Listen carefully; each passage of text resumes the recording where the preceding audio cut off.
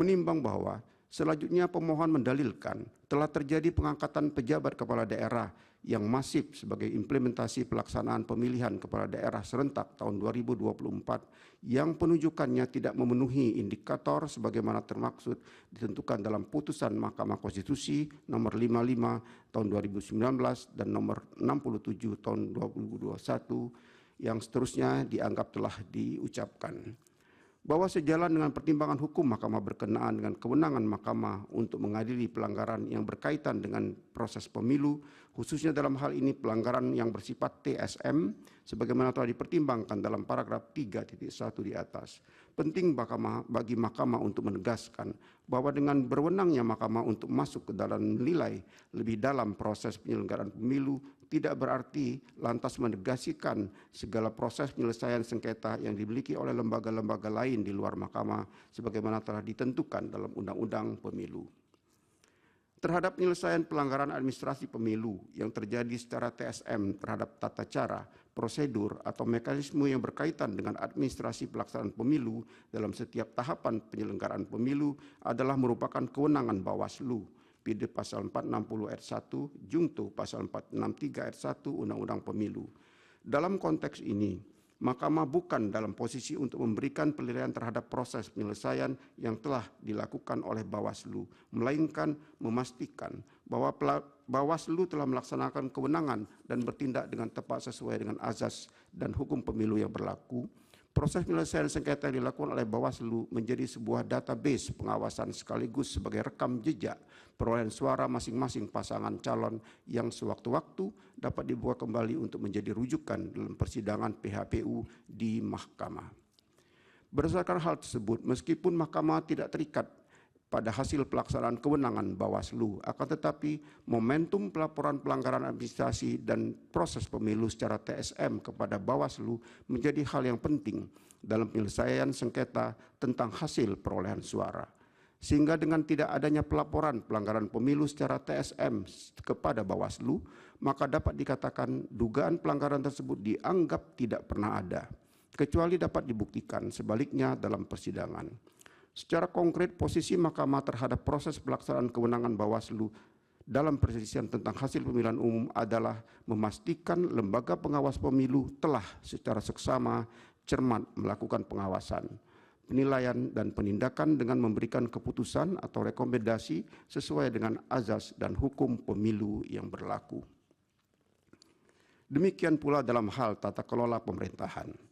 Termasuk dalam hal implementasinya, lembaga DPR juga mempunyai kewenangan konstitusional untuk melakukan pengawasan dan hak kewenangan yang dimiliki.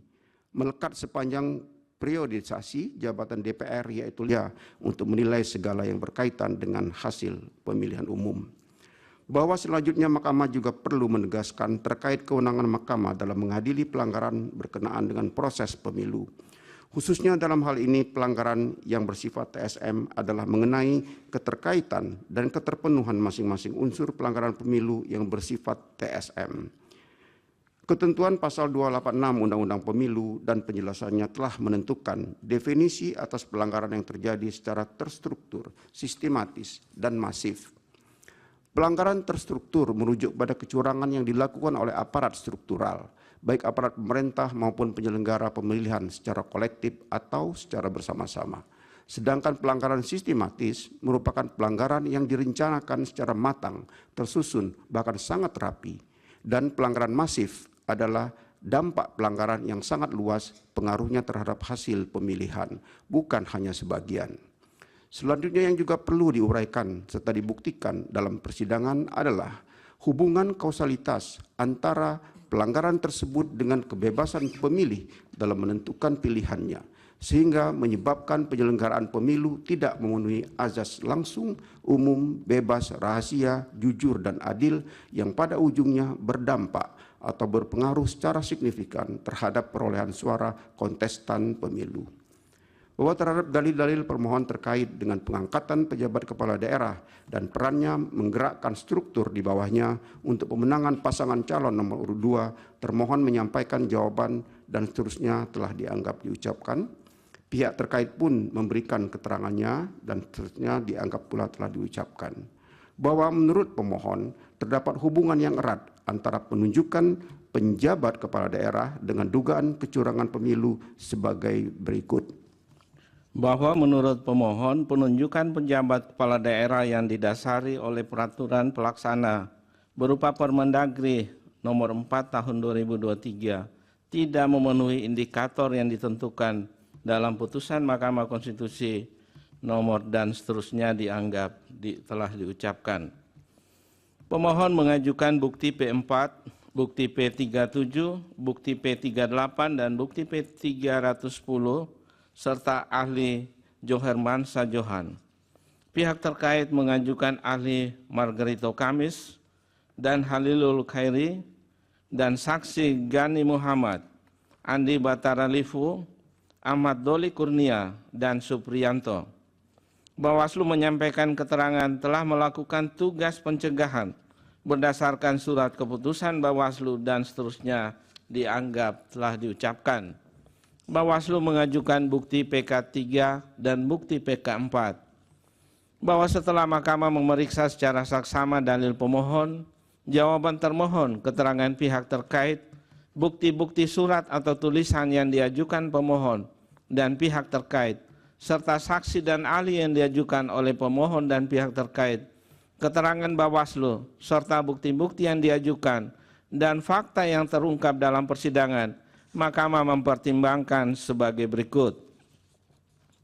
1. Bahwa pembentuk undang-undang telah menyusun desain penyelenggaraan transisi pemilihan umum kepala daerah atau pemilu kada yang terdiri dari 4 gelombang, yaitu pelaksanaan pemilu kada serentak tahun 2015, tahun 2017, tahun 2018, tahun 2020, dan tahun 2024.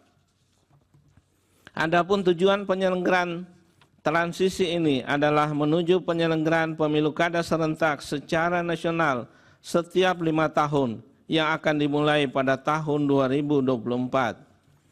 Pembentuk undang-undang memilih untuk melaksanakan pemilu serentak dalam 2 tahap, yaitu pertama, pemilihan umum serentak untuk memilih anggota DPR dan DPD, presiden dan wakil presiden, dan anggota DPRD. Kedua, beberapa waktu setelahnya dilaksanakan pemilu kada serentak secara nasional. Sebagai implikasi dari dipilihnya pemilu serentak dalam 2 tahap oleh pembentuk undang-undang tersebut adalah penundaan pelaksanaan pemilu kada yang seharusnya dilaksanakan pada tahun 2022 dan tahun 2023 hingga akan dilakukan secara serentak pada tahun 2024. Penundaan pelaksanaan pemilu kada tersebut berimplikasi pada kosongnya jabatan kepala daerah yang masa jabatannya berakhir pada tahun 2022 dan tahun 2023. Oleh karena itu, jabatan kepala daerah yang masa jabatannya telah berakhir pada tahun 2022 dan tahun 2023 tersebut harus diisi oleh pejabat, yaitu orang yang secara sementara waktu menduduki jabatan gubernur, bupati, wali kota agar tidak terjadi kekosongan jabatan kepala daerah yang akan berdampak pada ketidakberlangsungan penyelenggaraan pemerintahan di daerah. Vide putusan Mahkamah Konstitusi nomor 15 2022 yang diucapkan dalam sidang pleno terbuka untuk umum pada tanggal 20 April 2022.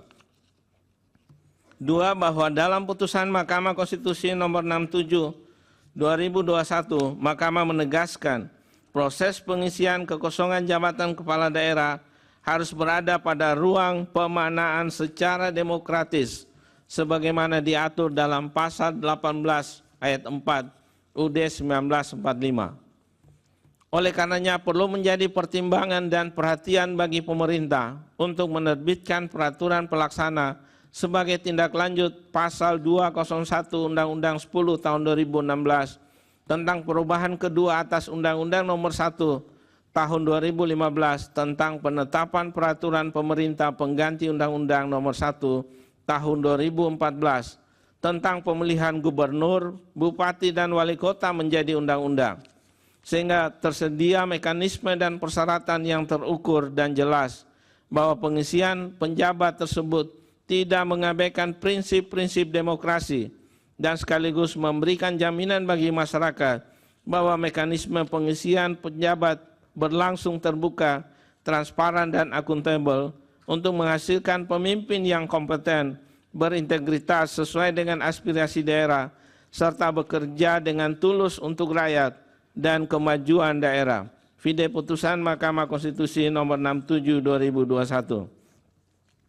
3. Bahwa berdasarkan Putusan Mahkamah Konstitusi Nomor 67 2021 telah ternyata Mahkamah tidak secara tersurat mengatur bentuk peraturan pelaksana seperti apa yang harus dibentuk oleh pemerintah sebagai tindak lanjut pasal 201 Undang-Undang 10 2016. Namun Mahkamah lebih menekankan kepada materi muatan yang harus terkandung dalam peraturan pelaksana yang akan dibentuk oleh pemerintah tersebut. Setelah Mahkamah mencermati Peraturan Menteri Dalam Negeri Nomor 4 Tahun 2023 tentang penjabat gubernur, penjabat bupati, dan penjabat wali kota Permendagri 4 2023, telah ternyata materi muatan yang terdapat dalam Permendagri 4 2023 tersebut telah memberikan mekanisme dan persyaratan yang terukur dan jelas terkait pengisian penjabat kepala daerah.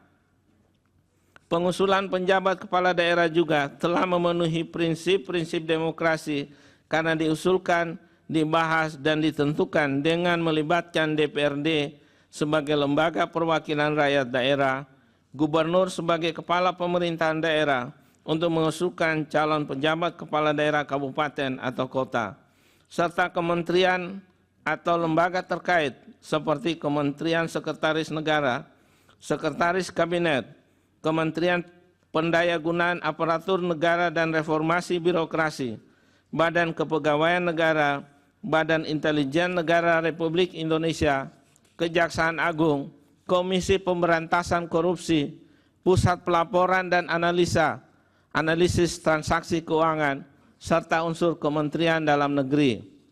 Pelibatan sejumlah unsur tersebut dimaksudkan untuk mengidentifikasi dan penelusuran rekam jejak dari masing-masing calon pejabat kepala daerah untuk selanjutnya menjadi bahan saat pembahasan awal.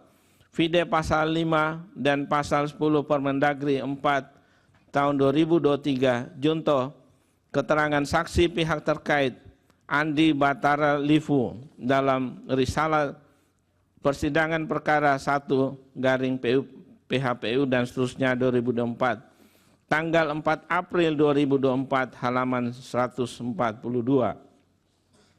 Selanjutnya Permendagri 4 2023 pun telah mengatur secara rinci terkait dengan tugas, wewenang, kewajiban, larangan, serta hak keuangan dan hak protokoler bagi pejabat kepala daerah yang secara umum adalah sama yang diberikan kepada kepala daerah definitif, termasuk telah pula memberikan aturan terkait sanksi administrasi bagi pejabat kepala daerah yang melakukan pelanggaran, serta pengaturan terkait pembinaan, pengawasan, serta evaluasi terhadap pejabat kepala daerah. Dengan demikian, jika dalam implementasi pengisian jabatan pejabat kepala daerah yang menjadi kewenangan eksekutif atau presiden, terdapat indikasi adanya pelanggaran sebagaimana yang dimaksud dalam pendirian Mahkamah Konstitusi, Undang-Undang Pemilu dan Permendagri 4 2023, maka pemohon seharusnya sudah mempersoalkan hal akuo kepada lembaga pengawas. Dalam hal ini di samping kepada penyelenggara pemilu, juga termasuk kepada Dewan Perwakilan Rakyat, agar secara proaktif menggunakan hak-hak serta kewenangan yang dimilikinya untuk mencegah agar hal tersebut tidak terjadi ataupun memberikan punishment tertentu, bukan mempersoalkan pada saat dianggap ada hubungannya dengan hasil pemilihan, hasil perselisihan pemilihan umum atau PHPU, pemilu presiden dan wakil presiden tahun 2024 sebagaimana didalilkan pemohon akuo.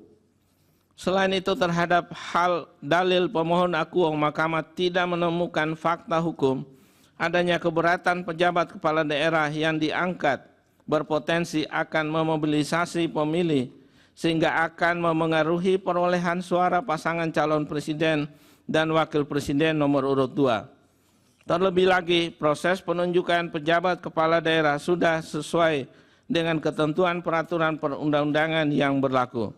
Sebagaimana fakta hukum dalam persidangan yang dijelaskan oleh saksi dari Kementerian Dalam Negeri dan DPR. Di samping hal tersebut merupakan bentuk implementasi norma yang menjadi ranah pelaksanaan tugas pemerintahan.